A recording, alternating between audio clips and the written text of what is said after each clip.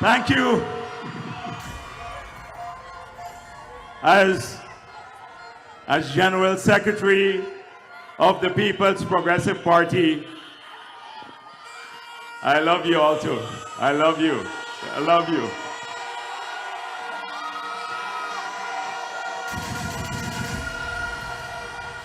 Let me join my colleagues who thank you for being here tonight. It's with a sense of great pride that I've been able, since the launch of the campaign, to go to Kitty and say that Kitty was the biggest crowd we've ever had there. I went to Albion and said the same thing. I went to Anna Regina and I said the same thing. And here too tonight in Linden, this is the biggest crowd ever in our history of campaigning here.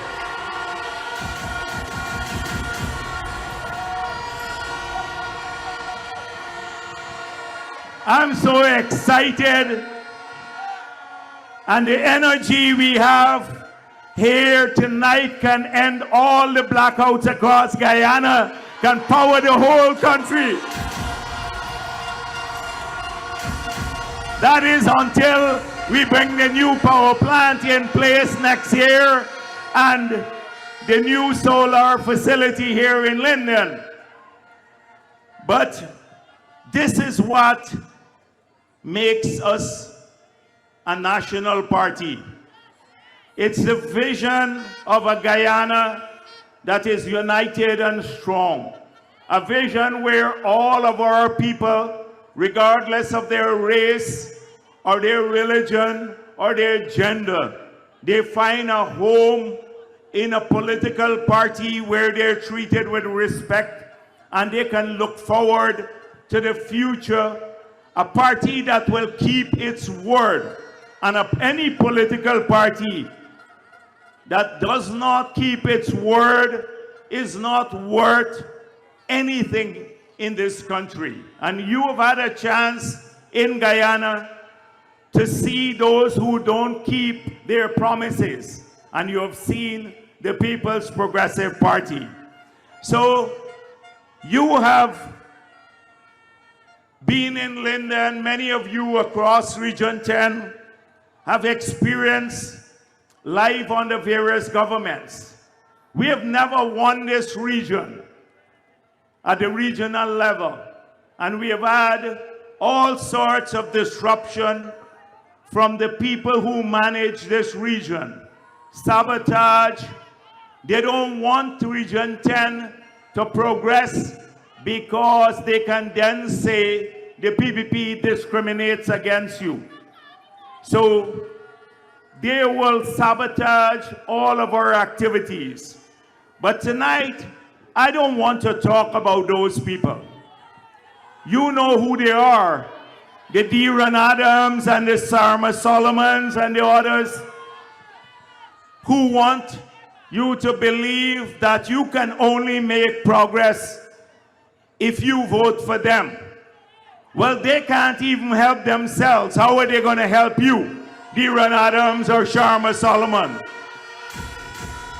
And so, if we want to make what Edghill said a reality here in Region 10, if we want to win this region, we need to have conversations in our family. I rely on all of you. When you go back, take this flyer. In the party office, there is a flyer where we speak of all the promises we made in 2020 and how we have delivered on those promises. We promise to return the children grant that APNU took away. We have returned it, and we have increased it to $50,000. With the 5,000 more that we've added, that's $11 billion per year more in the pockets of the parents of this country, because we have over 200,000 children. When you multiply it by 55,000 per year, it's $11 billion more that our families got from the government.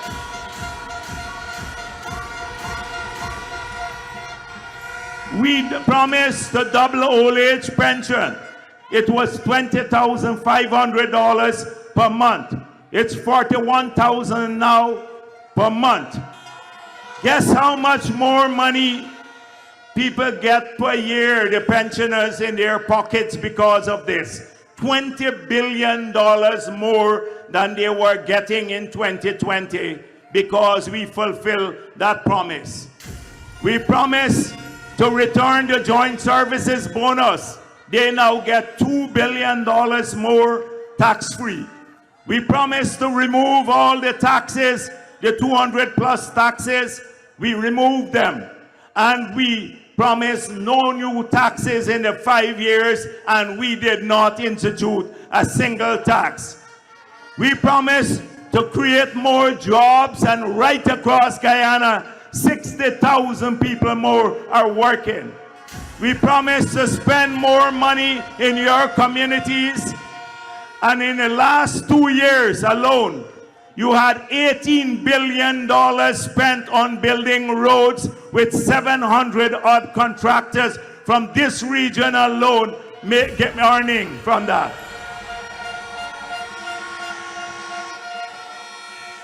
So when you go and you talk to the young men in Linden and the street corners, and Win comes along and promises them $50,000 to wear a t-shirt or attend a meeting, ask them what happens after the $50,000 goes.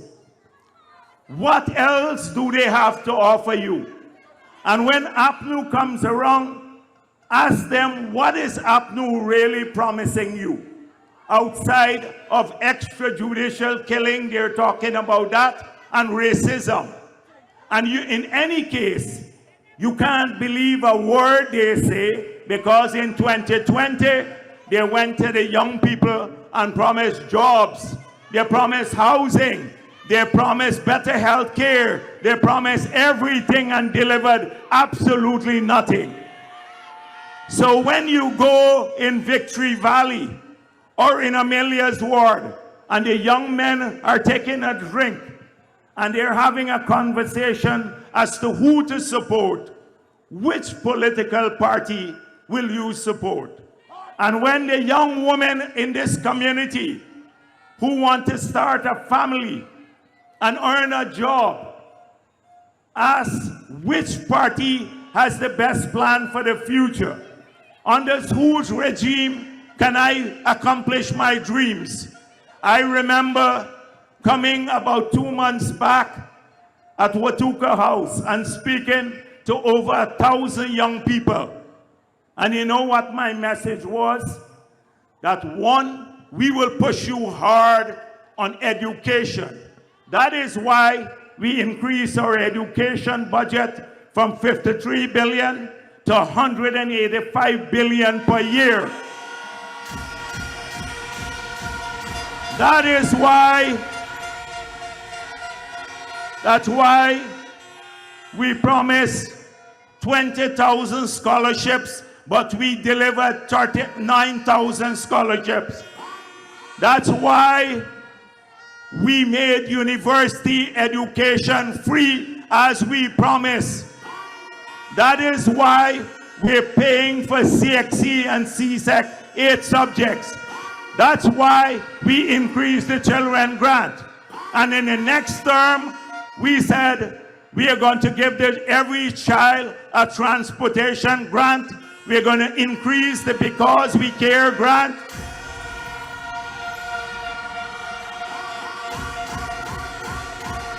We're going to make sure that whether you live in Mackenzie or Wismar or the Barbies River or in the mines, that your children and you can have access to university education right from your homes, because we're putting in Wi-Fi in many of those communities that don't have that.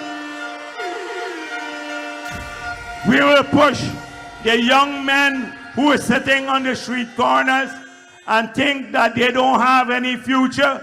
We will get them trained, give them a skill, pay for the training so they can work in their communities and get jobs here and create a better life for themselves.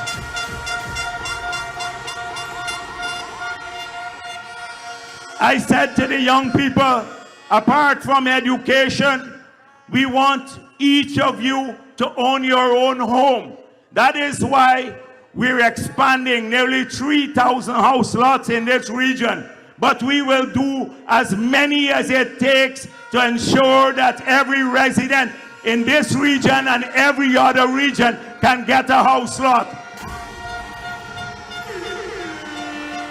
When you're a young man, you want that, or a young woman to start. And then we would also help them to build homes, because that is what we want for our young people. We will create more jobs in this region, better paying jobs, so that young people can start a life, get the education they need, get the health care. 30 million US would be spent on upgrading the Linden Hospital. Right here, better health care, they can find opportunities. Many of you in this region have also, like people across the country, becoming contractors. There will be more opportunities, because when we start building the concrete drains here in Linden and across the country, many more will get contracts. Those who want to start a small business, we are now setting up a development bank so that you can get a zero-interest loan to start and expand your small business. The housewives, we said, we're going to tackle cost of living to make sure that we bring down costs. We put more money in people's pockets. You will get more grant from the government. The pensioners will see an increase. Everyone will see an increase. So when you're having this conversation in the street corner, and people have to decide which party to choose, we're a party of substance, a party that is offering a future for every Guyanese, unlike the others. Today you hear the rhetoric, oh, we didn't have oil money, but they collected $94 billion more per year because of increased taxes. But instead of spending it here in Linden on housing or jobs or in any other part of the country, what did they spend it on? It went on, as Mark said, the ministers took the first 3 months 50% increase in their salaries. They then spent it on health care for themselves. Food in the government, dietary went up by $2 billion. They didn't build any infrastructure. Now they said, you can't eat infrastructure. But it's true you can't eat infrastructure. But without infrastructure, you can't change the country. You can't generate more jobs. They're short-term in thinking. The oil money in the budget is only 37% of the budget. Whereas spending on education and health care and roads and bridges is more than all the oil money in the budget. Yet all of these promises they're making, wild promises like they made in 2020, will never be delivered. They have no plan to implement them. So they can say whatever they want. We offered to increase by 20% or 40%. They're saying 100%.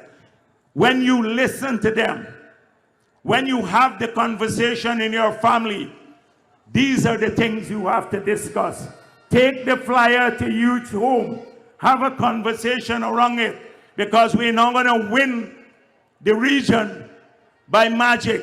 We'd only win it because if people become conscious of the task ahead. And I'm relying on every single one of you to carry that message back to your homes and to your neighborhood. In the Amerindian communities up the river, now I see they go through motorcades like wind. The last time they came to Linden and they said, oh, we're gonna win Linden. And then they had a small crowd. They photoshopped the crowd several times and they put up a poster and we saw, like you would be 4 times in the poster, right? Look at this crowd here. We don't have to Photoshop any crowd. I saw they just posted online because they're shocked in Congress Place and Primus's eyes got even bigger tonight. And they're saying people from Linden is not there. They took the people from Berbice and Essequibo to Linden here. That is what they're saying. Because they're shocked. Last night, Apnu was in New Amsterdam and they had buses from Linden and still they couldn't make 700 people. We have thousands of people right here in Linden. The Lindeners are showing up.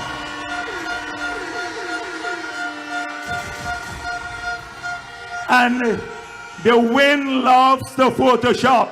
They carry like 2 busloads of people. They carry them to every community and then take pictures of them and say, look how this community supports us. They did this in the Berbice River. They picked up people from New Amsterdam, 3 boatloads. Then they pick up a few along the way, give them t-shirts and carry them to all the Amerindian villages and say, Amerindians are supporting them. Well, it's not true.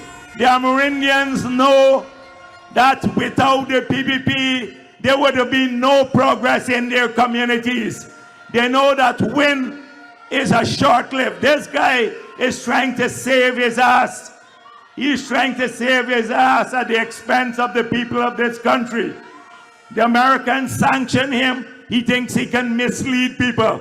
Well, I was thinking about something, Mr. President. He says 2 days ago that he built more homes than the government. He gave out about maybe 75 houses. The government built thousands, but he's a prolific liar. So what if we collect all the taxes that he evaded? Will be with the penalties about $30 billion and then build 15,000 houses for all the people of the country. We may want to do that. Take the taxes alone that he evaded. Smuggling gold can build 15,000 houses. Maybe that's what we should do and collect it. This is a guy who is, I don't want to be unkind here tonight, but have you seen him? He hides from his own press conference. He hides from his press conference. It's all make-believe. Facebook. But Facebook doesn't vote. Real people vote. And here tonight, look at the real people. We have to go back to all those Amerindian communities that is misleading. We have to go to the corners of Linden. A lot of the people who wore the t-shirt a couple weeks ago had to fight for their 50,000. They had to fight and get beaten up for their 50,000. He's a scamp. So don't worry with him. And my dear friend Norton, you know I love Norton a lot. He's my brother. But really, Norton can't run a country. Why would you want to put the future, your children's future, in the hands of these people who have never ever run anything? Norton was a junior member of Granger's government. He didn't even have his own office. He had a title. Juretta Finance was Moses Nagamoto's secretary. She's their prime ministerial candidate. can you entrust your future, your children's future in their hands? They don't even know basic stuff. How can they keep our country safe from Venezuela? How can they plan for your future? They have no track record, no plan. How can they ever accomplish anything? And the other political parties are the same, AFC, and Win, well, he is useless. So tonight, I want you to listen to the president. I don't want to go on for very long. I speak for long periods. Listen, on Thursdays at my press conference, I will be addressing all of these issues and many more.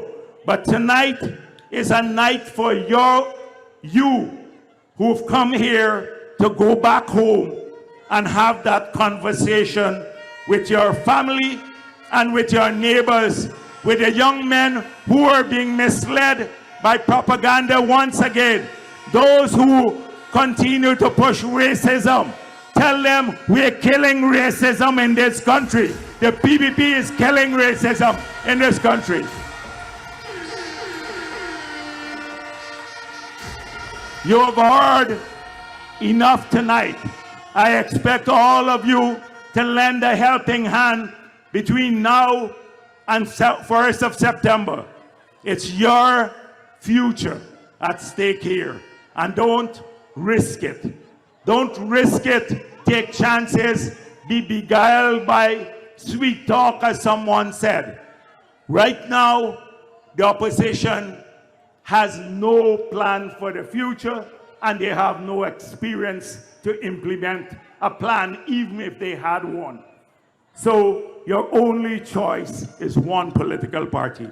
People's Progressive Party. Civic, September 1, let's move forward to victory. Thank you very much.